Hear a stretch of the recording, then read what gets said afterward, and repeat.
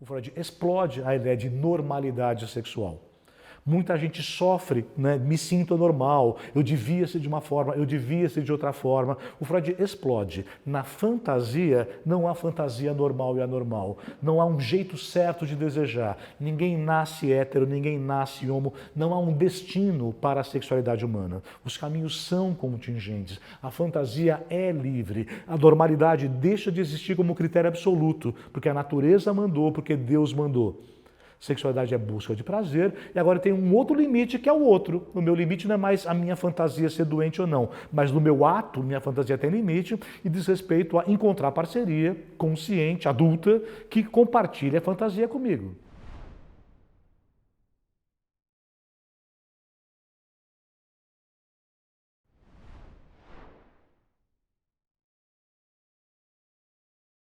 Olá a todos, vamos para essa terceira aula desse curso que pretende dar um panorama, né, inicial, né, de convite para que vocês vão estudar, vão pensar a respeito, né, vão buscar mais referências sobre obras do Freud, conceitos do Freud.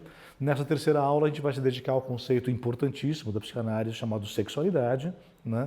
Todo mundo já ouviu falar, o Freud pensa que tudo que a gente faz tem a ver com sexo. É verdade, ele pensa mesmo, mas o que vocês poderão saber, né, daqui meia hora, né, é que sexualidade não é igual à relação sexual. Né? Isso ficará mais claro, porque o Freud vê que em toda ação humana há sexualidade, fará um sentido diferente para vocês, uma vez que vem uma ideia conceitual a respeito. Né? Mas na sequência do que vínhamos vendo, vimos o comecinho da psicanálise com histeria, trauma, conflito, sonho, e a ideia de que a terapia consiste, portanto, em tornar o consciente, né, o inconsciente consciente, se os sintomas são causados pela ausência de consciência, passar a entrar em contato progressivamente com aquilo. Né? Conforme o Freud vai fazendo isso, aliás, conto para vocês, no comecinho da psicanálise, antes de 1900, o Freud procurava acesso ao inconsciente através de uma técnica muito comum do século XIX chamada hipnose, que era corriqueira, banal no século XIX. O Freud, e muita gente percebeu o limite da hipnose. Imagina isso, a pessoa não suporta uma ideia, você hipnotiza, fala lembre, a pessoa lembra, não suporta a ideia, reprime de novo. O Freud percebeu rapidamente que não adianta, não dá para cortar caminho, terapias vão ter que fazer um outro caminho, voltaremos na última aula a isso. Mesmo assim, adivinha quando o Freud coloca as pessoas, então, conscientes mesmo, sem hipnose, a lembrar ao longo de sessões e sessões, começa a ganhar consciência sobre o inconsciente. Adivinha que tipo de conteúdo aparece recorrentemente como reprimido? O Freud percebe com muita clareza, vem muito reprimido sexualidade. É muito comum que conteúdos que estão no inconsciente sejam reprimidos. Né? O Freud entende, assim como o Thomas Hobbes, o Freud tem bastante a ver com o filósofo Thomas Hobbes, né? Que se a gente fosse deixado solto nos nossos impulsos primários de prevalecer sobre o outro, a gente se mataria. E, portanto, impulsos muito primários como agressividade e sexualidade precisam mesmo ser domados, canalizados, eventualmente reprimidos, para que a gente possa conviver socialmente. Né? E a sexualidade segue sendo, mesmo no século XXI, segue sendo extremamente reprimida. Né? Não é porque as pessoas transam mais e a gente a princípio aceita mais uma certa variedade de gêneros, né? Ou de expressões de vida sexual que haja menor repressão. A repressão vai aparecer, né? Vocês poderão perceber ao longo dessa aula também, sobre quando uma certa imposição externa, moral, social se impuser ao desejo de uma pessoa. Mas vamos devagarinho, né? Vamos lá. A repressão lá século XIX. Mencionei para vocês na aula passada sobre inconsciente o caso Elizabeth, uma moça muito boazinha, uma donzelinha, que então percebe que tem um desejo sexual pelo cunhado, e a irmã morreu e ela sente culpa disso tudo, e ela reprime o desejo dela e vai pagar com sintomas. Né? Imaginem outra cena hoje, uma menina, digamos, de 15 anos de idade, hoje, 2022, quando gravamos esse curso, né? E ela tem uns 15 anos de idade, digamos 15 anos, pode ser um pouco menos mais. Todas as amigas dizem que transam com os namorados, quer transem ou não. Né? Mas dizem que sim. Né? Essa menina quer um namoradinho, ela também quer ter um namoradinho, ela não está com vontade de transar, mas ela quer um namoradinho, que nem todo mundo tem, ela arranja um namoradinho. E o namoradinho, por obrigação social, começa a pressionar. Ele pode até não querer tanto, mas porque ele é homem e tem que querer, ele vai começar a pressionar. Né? As amigas falam que transam, o namoradinho chora, bate a cabeça na parede, fala que vai embora se ela não transar. Ela finalmente transa com o namorado e não goza. Como é que chama isso? Repressão sexual. Mas ela não transou? Transou, mas ela não transou por desejo. O desejo dela não estava implicado ali. Ela transou para não perder o namorado, ela transou para ser normal. Né? Vocês podem não acreditar, muita gente transa assim, né? Não por desejo, prazer, mas por puro medo de perder a companhia, né? Para não ser abandonado, para ser normal. Onde imperar esse medo e esse imperativo social, onde for imperativo transe, né? Você tem então repressão sexual, porque o desejo singular daquela pessoa não está contemplado ali. Né? Então entendam, repressão sexual existe hoje bastante, né? Como existia em outras formas da que existia 120 anos atrás. Tá? As pessoas transarem mais não quer dizer que haja prazer, né, nesses encontros, haja desejo nesses encontros. Né? Mas então o Freud percebe, né, o contingente de fantasias sexuais implicadas, reprimidas e que vem à tona. E mais do que isso, quando essas repressões vêm, o que estava reprimido vem à tona, o Freud começa a ouvir sobre desejos que para ele são estranhos. Né? As pessoas lembram, por exemplo, de eventos infantis, curiosidade sexual na infância, de querer tentar flagrar os pais transando, masturbação infantil, manipulação dos genitais para ter prazer. O Freud estudou medicina e na medicina ele aprendeu que criança não tem sexualidade. E aí fica uma coisa esquisita, ele tem um conceito de sexualidade, ele não lembra dele mesmo, repressão, né? Mas ouve a pessoa falar. Ele começa a falar no consultório, ou começa a ouvir falar de coisas muito diferentes do que ele aprendeu sobre sexualidade. Por quê? No consultório, adianta vocês, a pessoa tem uma garantia absoluta de privacidade. O que ela fala ali não sairá dali, definitivamente. Por isso o terapeuta não pode ser um amigo, a mãe de um amigo. É alguém que não pertence à sua vida e, portanto, você não tem medo de falar o que você quiser falar. Eu ouço muito no meu consultório, eu vou te dizer agora uma coisa que eu nunca falei para ninguém, nem para mim. E a pessoa pela primeira vez, inclusive para si, enuncia. Essa garantia de privacidade permite que as pessoas vão muito além em sua expressão de privacidade do que numa mesa de bar com um amigo, do que com a namorada, que no dia seguinte pode não ser mais amigo nem namorada. Né? Então existe essa liberdade. Né? Então aparecem coisas estranhas. O Freud então vai escrever um livro muito importante em 1905, que é o livro de referência dessa aula, 3 ensaios sobre a sexualidade. O Freud escrevia muito, ele não escreveu só esses livros que eu estou nomeando, entre cada livro tem muitos outros livros importantes, mas esse é um outro de referência. Nesse livro clássico, 3 ensaios sobre a sexualidade, o Freud vai discutir a noção de sexualidade que existia à época dele e vai propor, né, uma teoria nova. Uma teoria dele do que seja psicanálise, do que seja sexualidade humana. Né? Os 3 ensaios são, né, no primeiro, as aberrações sexuais, é esse que é o mais importante. O segundo é sobre sexualidade infantil, um grande escândalo. Hoje, imagina o que era, e fala sobre isso 120 anos atrás. Né? E um terceiro sobre transformações da puberdade. Mas o quente do livro é o primeiro ensaio, As Aberrações Sexuais, que é um livro que na verdade é um texto sobre semântica, sobre o que é sexualidade normal. No começo desse ensaio, As Aberrações Sexuais, o Freud diz o seguinte, dizem que, é a medicina da época, sexualidade humana é um instinto biológico que surge na puberdade, busca sempre a união dos genitais para ser dos sexos opostos e visa sempre a reprodução.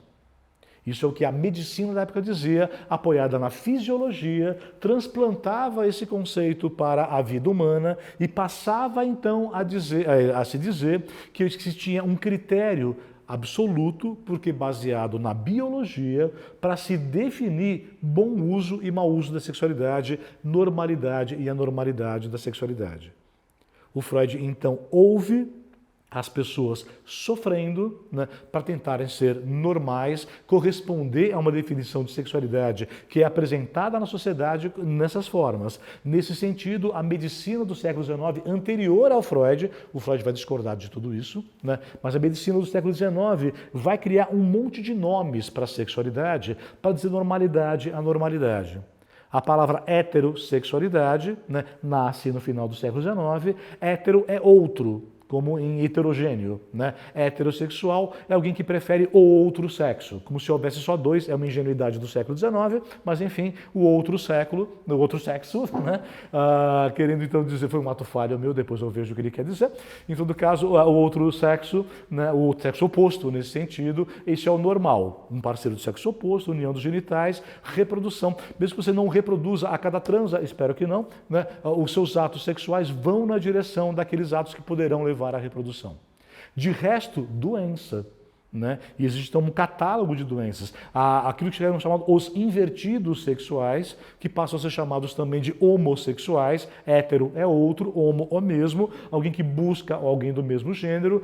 Perversão, doença, porque é o mesmo sexo, não tem genital do sexo oposto, não tem reprodução. Masturbação, ou nome técnico, onanismo. Nomes técnicos como exibicionismo, voyeurismo, sadismo, masoquismo, hebefilia, tara para o adolescente, pedofilia, ou necrofilia, ou zoofilia. O século XIX cria um monte de nomes de doenças sexuais, perversões. O que significa perversão? Periversão, versão desviante. Né? Perversão é desvio da norma. Então, voltando para o comecinho, o Freud recebe pacientes que sofrem de sintomas, bota essas pessoas para falarem, vem conteúdos inconscientes, muitos desejos e fantasias sexuais estão reprimidos. E quando aparece sobre essa peja, né? O meu desejo é nojento, o meu desejo é anormal, é degenerado, eu não suporto o meu desejo. Eu atendo hoje um paciente de 30 e poucos anos de idade, né, que aos 20 anos de idade fez a primeira terapia, ele é evangélico, e quando ele entrou na primeira terapia ele dizia, por favor, tira isso de mim, minha homossexualidade. Né? Eu sou evangélico, eu quero ser boa pessoa, eu tenho uma coisa monstruosa em mim, dizia ele 10 anos atrás. Esse é o conflito que vai levar à repressão. Hoje, aos 30 e pouco, ele procurou ter análise de novo comigo, já sendo evangélico e homossexual, para falar de outros assuntos, né? Mas ele basicamente tinha esse sentido de, eu sou do diabo, eu sou do mal, eu tenho um desejo que habita em mim, eu preciso me livrar desse desejo. O Freud entende que a definição biológica de sexualidade como reprodução, quando é transplantada para a vida humana, para o comportamento humano, transforma-se num instrumento repressivo muito horroroso, muito poderoso. Instrumento que diz, existe uma norma, existe saúde. Saúde é reprodução ou comportamentos que vão na direção da reprodução. Qualquer outra coisa, fantasia, comportamento, é doença, degeneração, desvio, anormalidade, perversão. Isso pesa muito poderosamente, como vocês podem imediatamente perceber, né, sobre qualquer pessoa que deseje diferidamente, que deseje outras coisas do seu corpo e da sua vida sexual que não a união dos genitais. Isso, é claro, tem a ver com homossexualidade, mas não só com homossexualidade. Mesmo um heterossexual que tenha fantasias, queira fazer brincadeiras, queira fazer explorações com seu parceiro ou parceira, queira brincar de alguma forma, vai achar também que essa brincadeira, né, vai ter uma conotação de tara. O Freud entende, então, que existe uma norma adotada pelo eu das pessoas lá na Europa, né, que faz com que quase todas as suas fantasias sejam tomadas como nojentas, aversivas a elas mesmas, que num anseio por serem normais reprimem esse desejo. O Freud perceberá que essa definição de sexualidade como reprodução não só não é verdadeira, como faz mal à saúde. Ela é opressiva e faz com que qualquer forma de fantasia caia nessa peja. Então o Freud vai se dedicar a desmontar essa definição. Aquela que dizia sexualidade, instinto, adolescência, união de genital, reprodução. O Freud discorda absolutamente dessa definição, né, e ele vai tratar de desmontar. Como é que ele desmonta essa definição? Né? Sobretudo batendo na definição de instinto. O que é um instinto? Um instinto é um comportamento universal adaptativo de uma espécie. Onde houver um instinto, eu tenho comportamentos universais não aprendidos, né, adaptativos da espécie. Então vejam só, ter fome não é instinto. Instinto é ou seria reconhecer na natureza o que é alimento e o que não é sem ter aprendido. Né?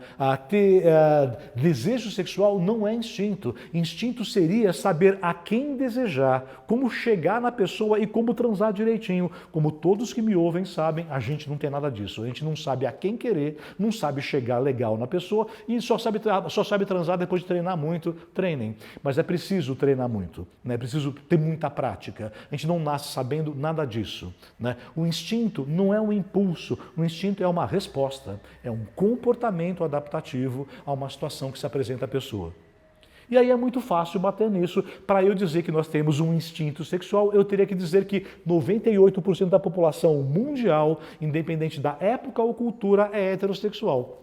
E ponto, caiu o argumento. Não, acho que qualquer pessoa sabe que nós remanescentes heterossexuais não somos 98% da população. Nem nessa época, nem em nenhuma época. né? Mas se houvesse um instinto reprodutivo, tira ali 2% de mutação genética, 98% da humanidade, independente da época ou cultura, seria heterossexual. Isso sozinho desmorona.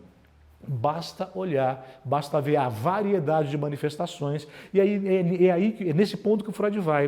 Ele vai falar sobre como em cada cultura, normal e anormal é definido diferentemente, como de pessoa a pessoa, ao longo da vida dela, a sexualidade ocupa um lugar diferente. O Freud começa a argumentar pela variedade das manifestações da sexualidade, pela variedade das definições de norma sexual, de cultura para cultura, época para época.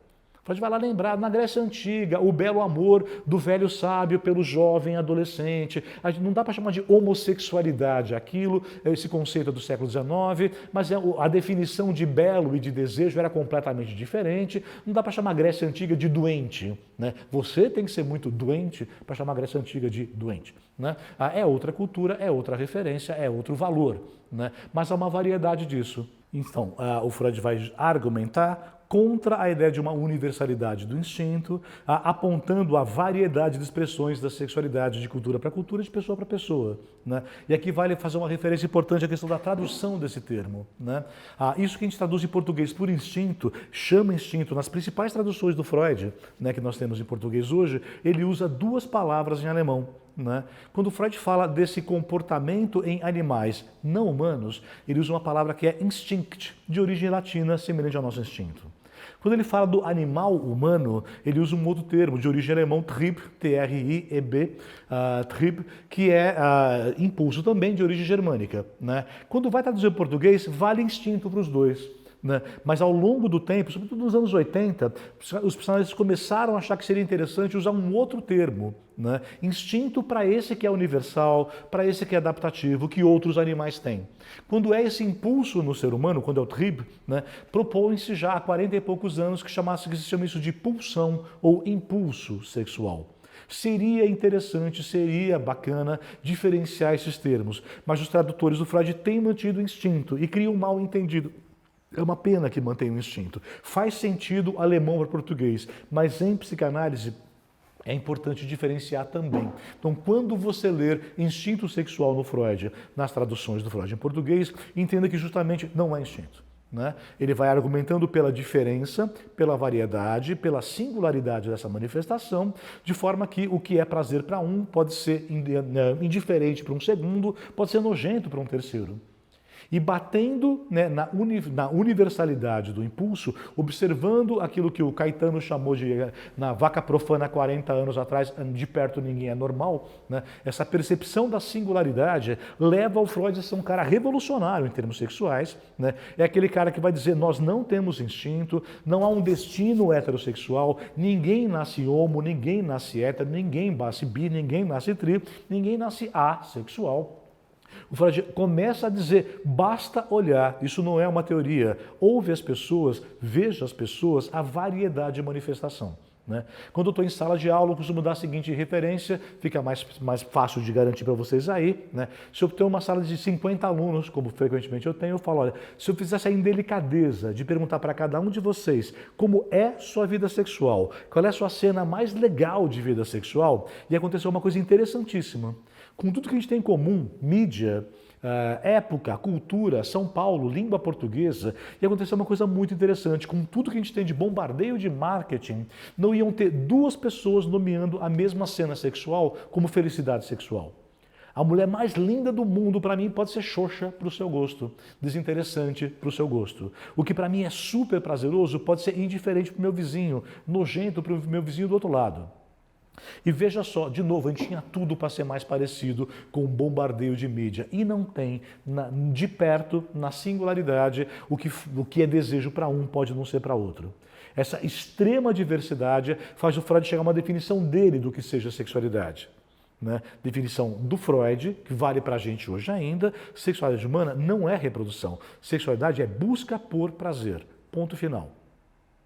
Mas é muito vago. Sim, é muito vago, né? O Freud não consegue dizer todo mundo busca prazer com tal frequência, com tal tipo de objeto sexual, em tal tipo de cena sexual. Um conceito tem que dar conta da universalidade dos fenômenos. Tudo que o Freud vê é buscamos prazer, o resto é contingente.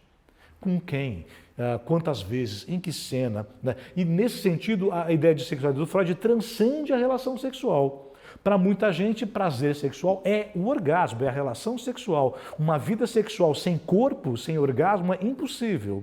Mas para um outro tanto de gente, relações online à distância deixa muito feliz também.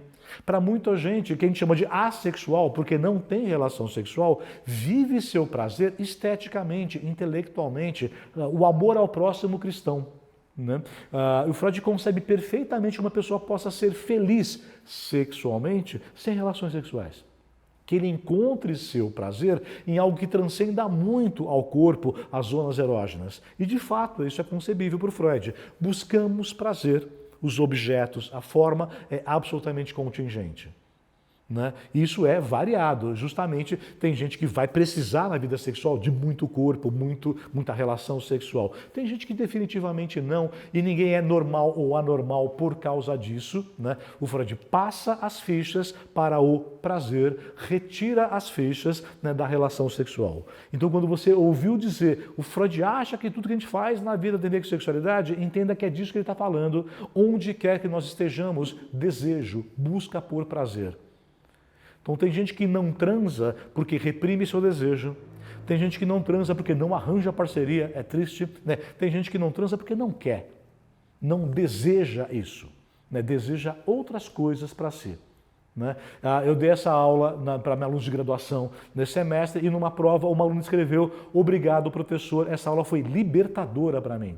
Eu não gosto tanto assim de transar e me sentia em dívida. E agora eu sei, né, que isso não é uma dívida. A pessoa pode estar reprimindo, mas a pessoa pode desejar outra coisa. E está tudo bem.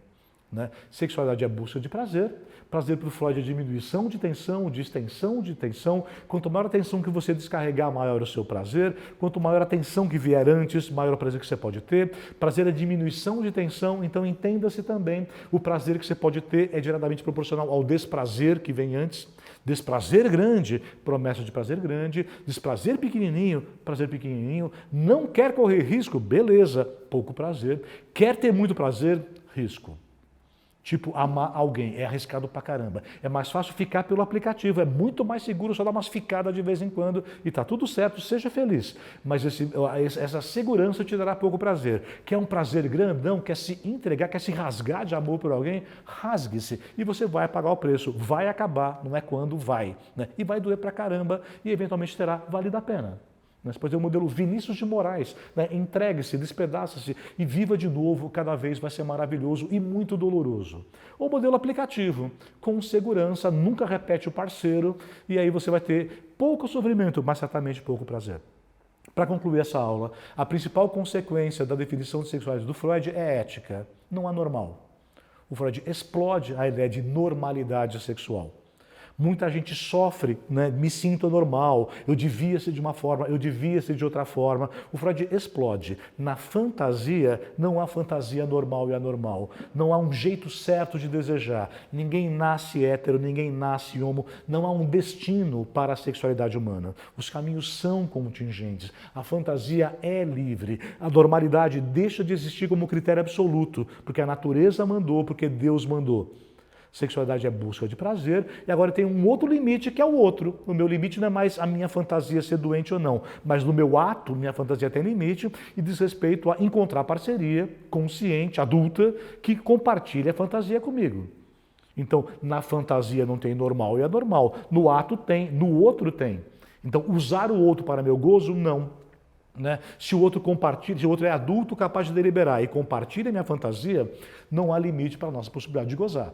Mas do outro lado, alguém capaz de deliberar, um adulto, não pode ser uma criança, não pode ser alguém bêbado na balada, né? Mas se eu tenho na minha frente alguém adulto em condição de deliberar, não tem certo e errado para a nossa possibilidade em 2, 3, 20 pessoas, né? E um móvel, se for o caso, fique à vontade, né? Do prazer poder ser exercido. Né? Mas esse é um limite que não é interno, não há natureza para a sexualidade. Né? Não há certo e errado na sexualidade. A busca de prazer que precisará encontrar na vida, na sociedade, na relação para com o outro, caminhos possíveis de expressão e realização.